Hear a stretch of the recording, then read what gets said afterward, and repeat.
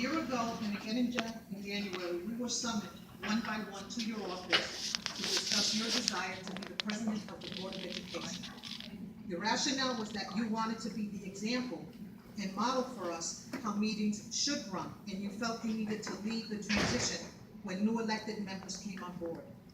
I disagreed and felt that it was clearly a conflict to have the mayor, who appoints members to serve as the president of that board, felt it would be a distraction in our city, and more importantly, as a resident and taxpayer in this city, wanted our CEO, you, to be on top of everything: police, fire, Board of Ed, Public Works, etc.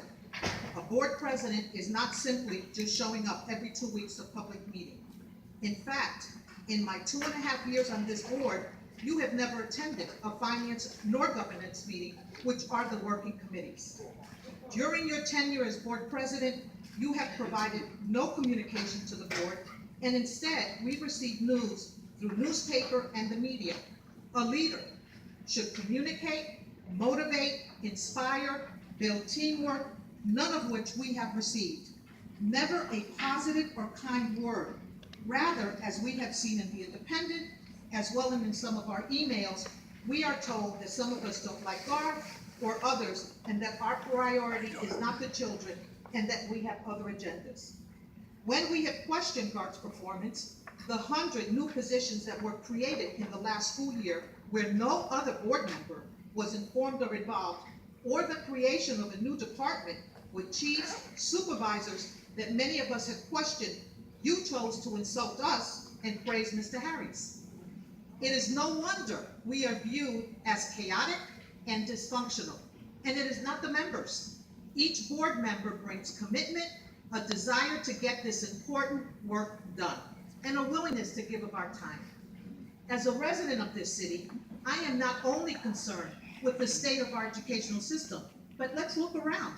We have no police chief, no fire chief, a terrible mistreatment of Nicole Jefferson, someone who I work closely with at Adult Education to move some of our students to employment, as well as the other pending lawsuits that will ultimately cost us, the taxpayers.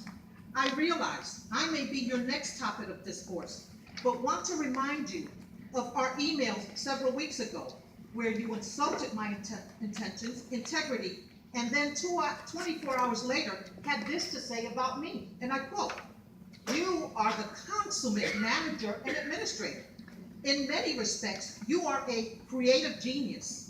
I have long admired you and was moved to help by your advocacy on behalf of adult education.